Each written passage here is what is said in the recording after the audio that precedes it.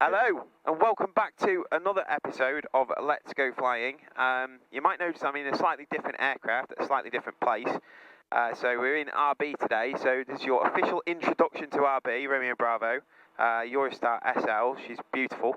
And this is Andrew. Hello. Andrew is a friend of mine, he's also a commercial pilot, and he flies RB as well. So he's very kindly agreed to put his life in his hands to come with me today just to re-familiarise myself with RB. I'm not flown her for a couple of months. So that is the general plan. So we're at Dairy House Farm at the moment, and we're going to take off from here shortly, and then just go for a little fly around and then head back to Hawksview and hopefully have an uneventful and fun flight. So we shall see you very shortly.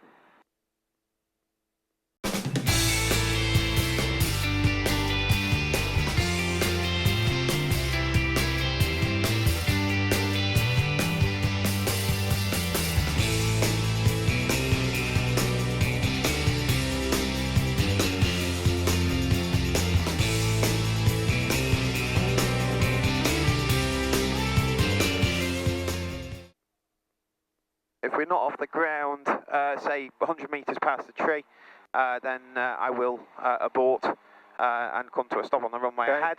If anything happens after takeoff, then obviously I will find a suitable place to land, probably to the right-hand side.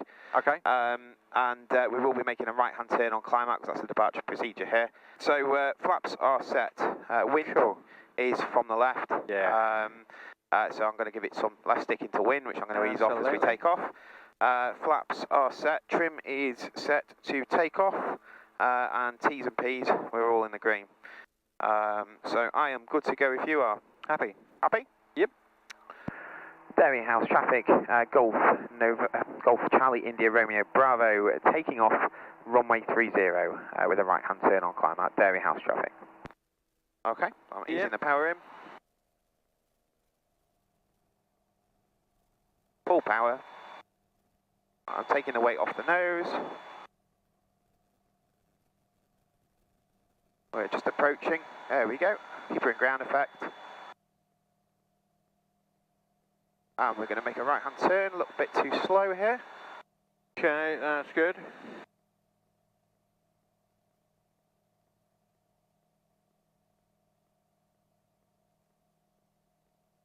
Why were we so low then? That was a bit...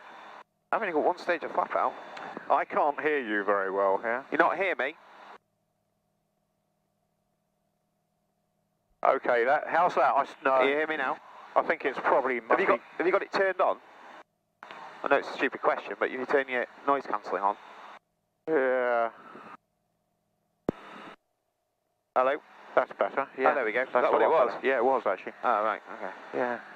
It's easily done. I've done that before loads of times. Well, you see, when you plug it in with my other aeroplane, it comes on automatically. Oh, right. Oh, yeah, of course, because it's the Limo connector. Yeah. It's the Airbus connector, isn't it? Yeah. There's a little clue of what you do for a living, but I won't put any more in than that. All right. Jolly good. Right, so we're airborne. One thing I was concerned about there, I was having to keep it in ground effect for a long time. Yeah, yeah. To keep the speed, and even when I was climbing away, it was showing 50 knots on the nose. Yeah. So, I think what I found with this aeroplane is in those conditions, it was a little bit soft at the far end.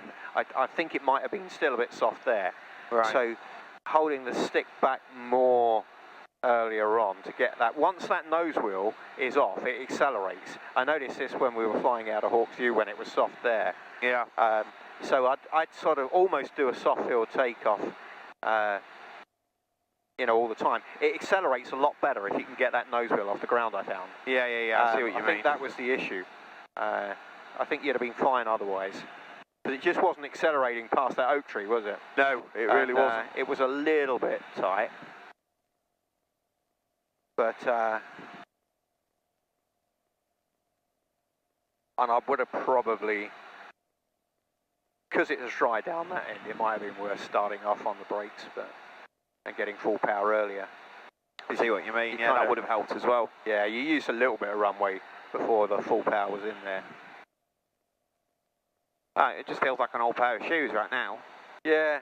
I'm going to just fly out to this, just to the south of Calverley down here, where there's some fields. Check. And then I'm just going to practice lining, practice putting it into landing configuration. Yeah, sure.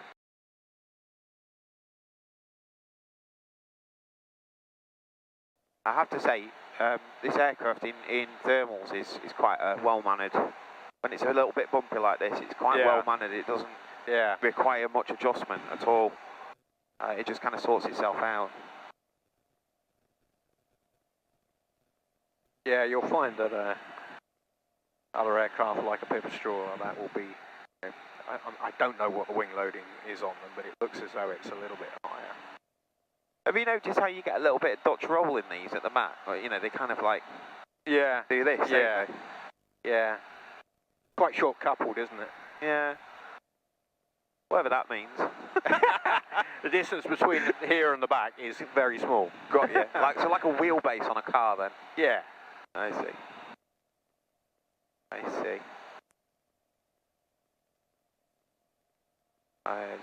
She's feeling good. Yeah, you scared the cows on departure. They got up and ran for it. Did they? Yes. I was like 50 odd knots over the hedge. I'm thinking, hang on, this isn't. It just didn't want to climb. I mean, I know I'm a bit of a chubster, but no, there was something I think it was atmospheric going on as well. I think just that, I'd have used every inch of that runway. I'd have started off on the brakes and had full power on, and then I'd have got that nose out the mud a little bit quicker. Yeah, I see what you're saying. It felt very firm down that end, though. It did, but because you've got such an uphill slope, it doesn't accelerate easily on that slope. I mean, the wind was across, so you had zero headwind component, probably. Yeah. In retrospect, maybe downhill would have been better, because also the land's dropping away from you.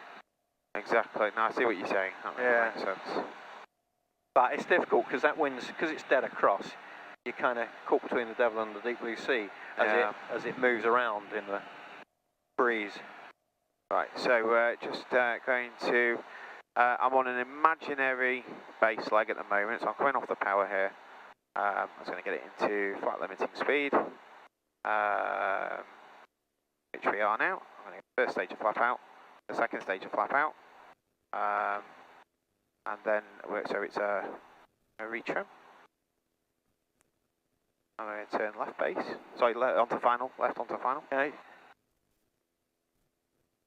Just give it a bit of a blip of power just because of the, just we don't want to end up with carb icing.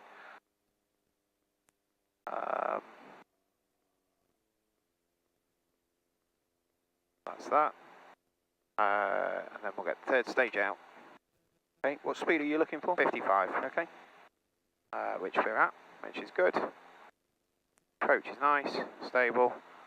And then we're going to go around, full power, gently on the flaps. 2, 1, airspeed is stable and increasing. And we're in a climbing attitude, that's fine. It just felt good. Yeah. Just feels like an old pair of shoes. I do, feel comfortable with it. Yeah. Quite pleased with that. There's nothing worse, is there? If are you comfortable? We're very quiet. Yeah, absolutely. Yeah, yeah.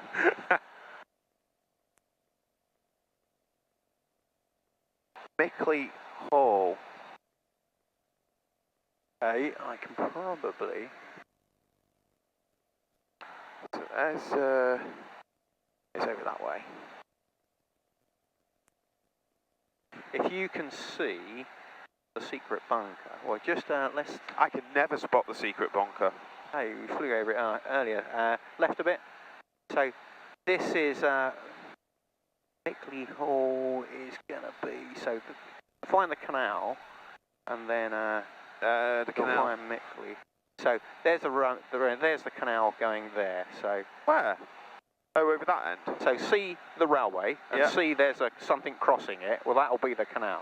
Okay, so there's the canal over there. And there, and then eventually you'll see Mickley somewhere around that canal. it will be on this side of the canal. I suspect it's, in fact, secret bunker's on your nose, so if you come right a bit, you'll be able to see it. Secret bunker. I can see the secret bunker, yeah. Yeah, and then Mickley is around here somewhere, isn't it? I did this last time. I ended up right over the top of it. Yeah, you will. I just hope nobody's going for those high birds. Mickley Hall is a clay pigeon shooting ground, which I'm a member of. Right. Me and Andrew went, just on the camera, me and Andrew went a few weeks ago. There it is, down there. In fact, there's your field that we were talking about. Got it? Yeah, got it here. Yeah, me and Andrew went a few weeks ago, but we've actually got permission from the owner to land in this field down there and go shooting. So that is the plan at some point over the summer, I think. Yeah. If we can, if there's no crops on there. But it's a really cool place. If you're from Cheshire and you fancy clay pigeon shooting, give them a call. Put the number on the screen now. They are really, really good there. And I really enjoy it. Speed's good in the turn.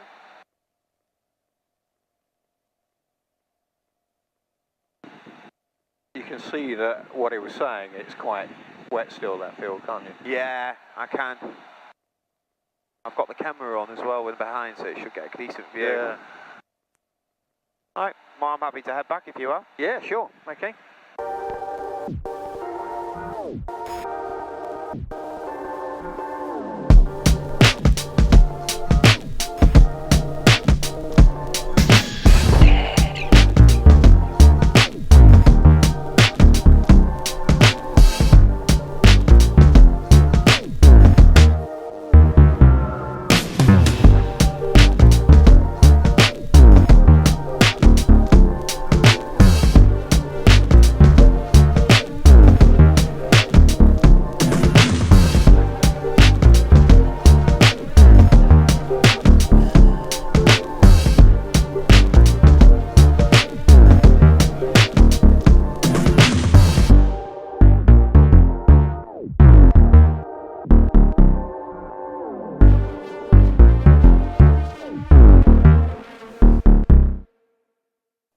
Don't worry, it will all be fine.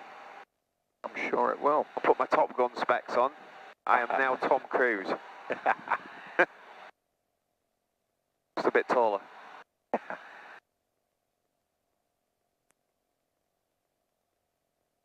Hawksby traffic, Golf Romeo Bravo, downwind 426, Hawksby traffic. Mike 2 Echo Mike 27 miles, descend to altitude 5,000 feet. 11860, probably bye-bye. Golf Romeo Bravo, winds at Manchester 240 degrees, 11 knots. When on the ground, squawk standby, have a nice day. Roger and Squawks standby on the ground, Golf India X-ray. Golf Romeo Bravo, sorry. Oh, Manchester, Helmet 75 Alpha. Helmet 75 Alpha Manchester, hello, Q8 1028. Tell me you fly two planes without telling me you fly two planes. Passing 700 feet. Must be difficult for you.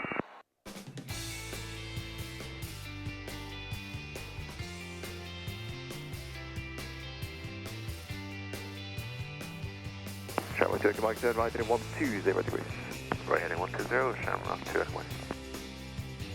First landing in a couple of months. 205, turn left heading 270 degrees. Left.